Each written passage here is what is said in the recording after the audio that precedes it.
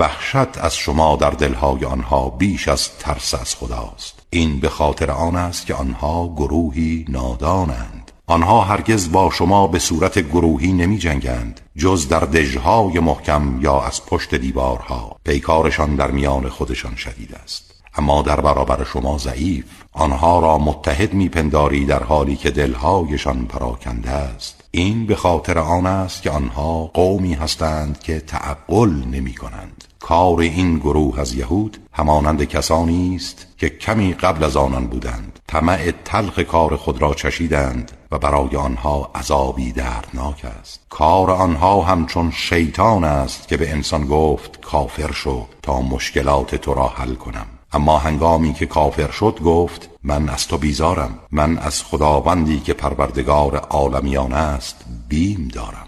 سرانجام کارشان این شد که هر دو در آتش دوزخ خواهند بود، جاودانه در آن میمانند و این است کیفر ستمکاران.